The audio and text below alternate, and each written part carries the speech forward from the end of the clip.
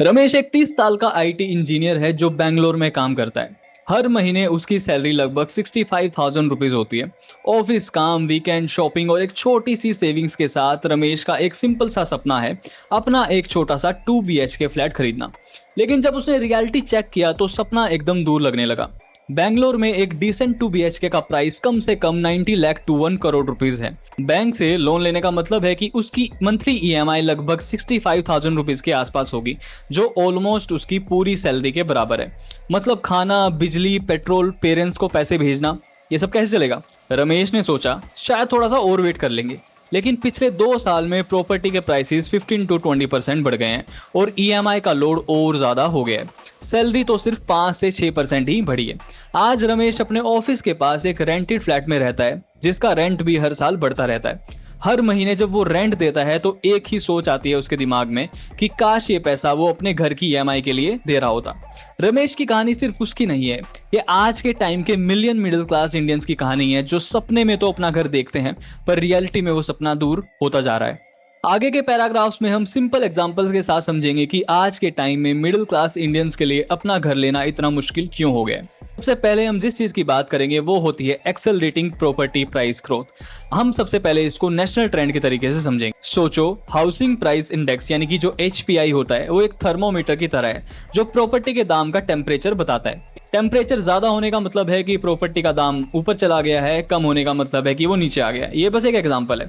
2013 से 2025 तक ये टेम्परेचर एवरेज 100 पॉइंट के आसपास था, लेकिन 2025 की शुरुआत में ये जंप करके 122 पॉइंट पे पहुंच गया, जो अब तक का सबसे बड़ा जंप था। इसको अब एक एग्जांपल से समझते हैं।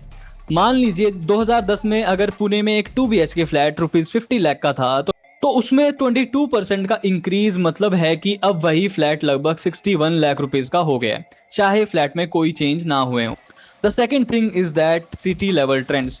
2025 के लास्ट क्वार्टर में 50 में से 48 सिटीज में प्रॉपर्टी प्राइसेस बढ़े हैं, जिनमें से जो टॉप गेनर सिटी हैं वो पहली है गुरुग्राम, जिसमें प्रॉपर्टी के प्राइस 7.3% से बढ़े हैं। अगर लास्ट ईयर कोई फ्लैट 1 करोड़ रुपए का था तो वो अब लगभग 1.073 करोड़ रुपए का हो गया है।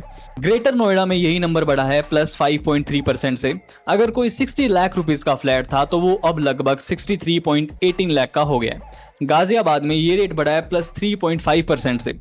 अगर कोई फ्लैट 50 लाख रुपए का था तो वो अब लगभग 51.7 लाख रुपीस का हो गया है। अब तीसरी चीज की बात करेंगे जो है फ्यूचर प्रिडिक्शन। एक्सपर्ट्स के हिसाब से 2025-26 में प्राइसेस 6.5 to 7.5% बढ़ सकते हैं। एग्जांपल, अगर दिल्ली NCR में अभी एक फ्लैट 1 करोड़ रुपए का है तो 7% इंक्रीज का मतलब है कि नेक्स्ट ईयर वही फ्लैट लगभग 1.07 करोड़ रुपीस का हो सकता है। और ये ग्रोथ ज्यादा फास्ट होने की उम्मीद है बड़े सिटीज में जैसे दिल्ली NCR, पुणे एंड चेन्नई। अब बात करते हैं सैलरी की स्लो ग्रोथ के बारे में। 2023 टू 2025 में एक एवरेज सैलरीड एम्प्लॉय की मंथली इनकम होती थी अराउंड 20,702 रुपीज। पिछले साल से बस थोड़ा सा ही बढ़ा है ये। एग्जाम्पल, अगर तुम 2023 में 20,000 रुपए कमा रहे थे तो अब तुम 20,700 रुपीज कमा रहे हो, यानी कि बस 700 रुपए का इंक्रीज। अगर हम बात करें मिडिल क्लास की अर्निंग के बारे में तो शहरों में मिडिल क्लास लोग एवरेज मेट्रो सिटीज में अराउंड 33,000 रुपीज पर मंथ कमाते हैं। इनमें शहर होते हैं जैसे दिल्ली, मुंबई एंड बैंगलोर।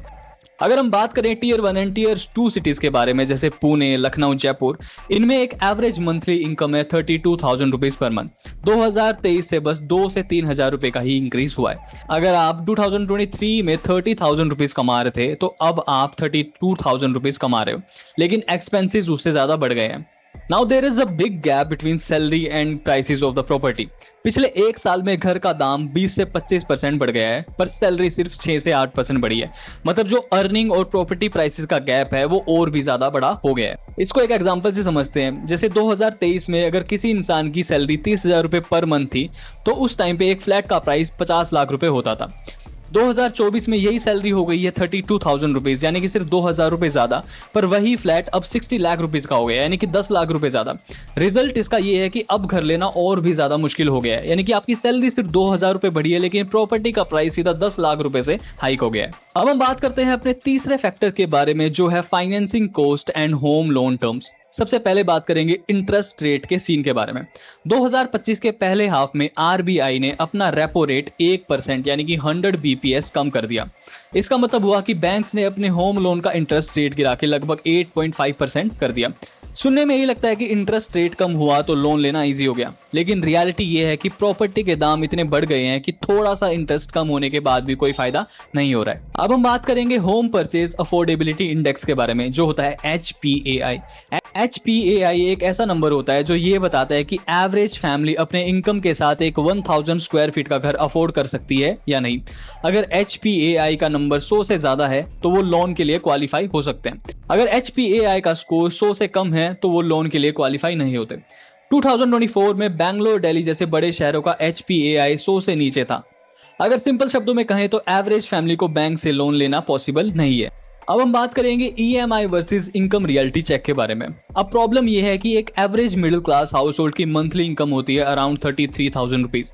मतलब सिर्फ EMI ही उनकी सैलरी का 200% से ज्यादा हो जाती है। इसका मतलब एक फैमिली अपनी पूरी सैलरी दे दे तब भी EMI कवर नहीं होती। खाना, बिजली, पेट्रोल, स्कूल फीस का तो सोचो भी मत। अब इसमें बॉटम लाइन ये है कि सिर्फ एक एवरेज सैलरी पे घर लेना मैथ्स के हिसाब से तो पॉसिबल नहीं है। या तो घर में 2 से 3 हाई अर्निंग मेंबर्स होंगे तब शायद पॉसिबल होगा, वरना मिडिल क्लास के लिए सपना एक सपना ही बन के रह गया है। अब हम बात करेंगे policy, taxation and supply factors के बारे में। सबसे पहले बात करेंगे टैक्स रिविजन्स के बारे में। इसमें 2025 से 26 के यूनियन बजट में गवर्नमेंट ने टैक्स एग्जम्पशन लिमिट बढ़ाकर ₹1.28 मिलियन पर ईयर यानी कि 10.6 लाख कर दी। हाई इनकम स्लैब्स के लिए भी टैक्स रेट थोड़ा सा कम किया गया ताकि लोगों के पास ज्यादा डिस्पोजेबल इनकम बचे, यानी कि ऐसा पैसा जो वो खर्च कर सकते हैं। एस्टीमेट है कि इससे इकोनॉमी में लगभग 1 ट्रिलियन का एक्स्ट्रा पैसा सर्कुलेट होगा। लेकिन प्रॉब्लम यहाँ ये है कि हाउसिंग EMIs इतनी तेजी से बढ़ गई हैं कि ये टैक्स सेविंग्स का फायदा उनके सामने बहुत ही छोटा है। तो इसको एक एग्जांपल से समझते हैं। अब हुआ क्या है कि आपको इस टैक्स चेंज से extra 4,000 to 5,000 rupees per month बच जाते हैं, लेकिन पिछले साल से EMI 10 से 15,000 रुपए मंथली बढ़ गई है। मतलब टैक्स बेनिफिट से EMI का शॉक कवर ही नहीं होता। अब यहाँ पे कुछ अफोर्डेबल हाउसिंग स्कीम्स भी होते हैं। गवर्नमेंट के स्कीम्स जैसे PM Awas Yojana mainly low income families के लिए बनाए गए हैं, जहां 300 to 600 स्क्वायर फीट का घर मिलता है। लेकिन मिडिल क्लास एस्पिरेशनल फैमिलीज जो 800 to 1200 स्क्वायर फीट का 2 BHK या छोटा 3 BHK लेना चाहते हैं, उनके लिए ये स्कीम्स काम नहीं करती। इसको एक एग्जांपल से ऐसे समझ सकते हैं कि एक middle class couple Delhi NCR में 1000 स्क्वायर फीट का घर लेना चाहता है। PMAY के बेनिफिट्स उन्हें या तो मिलते ही नहीं या फिर वो इतने छोटे हाउसेज के लिए एप्लीकेबल होते हैं जो उनकी नीड्स को कवर नहीं कर सकते। अब हम बात करेंगे regulatory delays and land costs के बारे में। लैंड एक्विजिशन में legal hurdles, stamp duty charges, GST on under construction flat और RERA कंप्लायंस कॉस्ट मिला के प्रोजेक्ट कॉस्ट में लगभग 15 से 20% एक्स्ट्रा लोड आ जाता है। बिल्डर्स ये एक्स्ट्रा कॉस्ट सीधा बायर्स पे डाल देते हैं। इसका एग्जांपल ये है कि अगर एक प्रोजेक्ट बनाने की एक्चुअल कॉस्ट 80 लाख रुपए होती है तो लैंड और रेगुलेटरी कॉस्ट की वजह से बिल्डर को 96 लाख रुपीज लग जाते हैं। रिजल्ट बायर को वही फ्लैट अब 1 करोड़ रुपए में मिलता है। अब इसकी बॉटम लाइन ये है कि गवर्नमेंट पॉलिसीज और टैक्स रिलीफ थोड़ा हेल्प तो करते हैं, लेकिन प्रॉपर्टी के दाम, EMI लोड और सप्लाई साइड कॉस्ट इतने हैवी हैं कि मिडिल क्लास बायर के लिए रिलीफ काफी नहीं है। अब हम बात करेंगे रीजनल डिस्पैरिटीज के बारे में। सबसे पहले इसमें हम बात करेंगे मेट्रो वर्सेस टियर 2 सिटीज के बारे में। बड़े मेट्रो जैसे मुंबई, दिल्ली, बेंगलोर में प्रॉपर्टी के रेट्स 12,000 to 18,000 पर स्क्वायर फीट तक पहुंच गए हैं। टियर 2 सिटीज जैसे लखनऊ, इंदौर में ये रेट्स एवरेज 4,000 to 6,000 पर स्क्वायर फीट होते हैं। अब ये सुनने में ये लगता है कि टियर 2 में एक घर लेना आसान है, लेकिन प्रॉब्लम ये है कि वहां की एवरेज इनकम 20 से 30% कम होती है। अब इसको भी हम एक इजी से एग्जांपल से समझते हैं। मुंबई में एक 1000 स्क्वायर फीट फ्लैट का प्राइस होता है 1.5 करोड़ रुपीज। लखनऊ में सेम साइज का फ्लैट आपको मिल जाएगा 55 लाख रुपीज का। लेकिन प्रॉब्लम यहाँ पे ये होती है कि मुंबई में सैलरी मान लो 60,000 रुपीज पर मंथ है और लखनऊ में 40,000 रुपीज पर मंथ। रिजल्ट ये होता है कि दोनों केसेस में EMI का लोड इनकम के लिए बहुत ही ज्यादा है। अब हम बात करेंगे अर्बन माइग्रेशन के बारे में। इंडिया में रैपिड अर्बनाइजेशन हो रही है। 2011 में अर्बन पॉपुलेशन 31% थी, जो 2021 में बढ़ के 34% हो गई। इसका मतलब ज्यादा लोग गांव, छोटे शहर से बड़े शहरों की तरफ शिफ्ट हो रहे हैं जॉब्स और बेटर लाइफ के लिए। ये माइग्रेशन मेट्रो की डिमांड को और बढ़ा देता है। डिमांड बढ़ने का डायरेक्ट मतलब प्राइसेस और ज्यादा बढ़ जाते हैं। अब हम बात करेंगे implications for the middle class के बारे में, यानी कि इस सब चीजों से आपके ऊपर क्या डायरेक्ट या इनडायरेक्ट इफेक्ट पड़ता है। सबसे पहले बात करेंगे डेफर्ड होम ओनरशिप के बारे में। आज के टाइम में ज्यादातर यंग प्रोफेशनल अपना घर लेना पोस्टपोन कर रहे हैं। इसका मतलब वो अपने रेंटल पीरियड को एक्सटेंड कर रहे हैं। जहां वो पहले 2 से 3 साल तक एक रेंट के घर में रहते थे और फिर वो अपना घर खरीद लेते थे, अब वहीं पे उनको 7 से 10 साल तक रेंट पे रहना पड़ता है। ये ट्रेंड अर्बन एरियाज में पॉपुलेशन डेंसिटी को और भी बढ़ा रहा है। The second thing is that dual income Reliance. आज के टाइम में सिंगल इनकम से घर लेना लगभग इम्पॉसिबल हो गया है। यानी कि अगर एक कपल है तो दोनों को 50,000 पर मंथ सैलरी अर्न करना जरूरी हो जाता है ताकि उनकी लोन एलिजिबिलिटी बनी रहे। इससे हाउस होल्ड डायनेमिक्स चेंज हो रहे हैं, शादियां डिले हो रही हैं और फैमिली प्लानिंग लेट होती है। The third thing is that डेब्ट स्ट्रेस। जो फैमिलीज लोन ले लेती है उनकी मंथली इनकम का बड़ा हिस्सा सिर्फ ईएमआई में चला जाता है। इसके बाद इमरजेंसी सेविंग्स, रिटायरमेंट प्लानिंग या बच्चों की एजुकेशन के लिए पैसे बचाना मुश्किल हो जाता है। इस सिचुएशन को ही कहते हैं मिडिल क्लास ट्रैप। अगर हम इसको एक एग्जांपल से समझे तो एक फैमिली 1.2 करोड़ का फ्लैट लेके 80 लाख का लोन लेती है। उनका ईएमआई होता है लगभग 75,000 रुपीज पर मंथ, जबकि house hold income 1.2 lakh rupees per month होती है। इसका मतलब उनकी इनकम का 60% सिर्फ ईएमआई में ही चला गया, बाकी जिंदगी के लिए बचा सिर्फ 40%। Fourth effect is that shift to rentals. Home buying out of reach होने की वजह से ज्यादा लोग रेंटल हाउसिंग पे डिपेंड हो रहे हैं, लेकिन रेंट भी 5 to 9% एनुअली बढ़ रहा है, जो अक्सर इन्फ्लेशन से ज्यादा होता है। इससे डिस्पोजेबल इनकम और भी कम हो जाती है।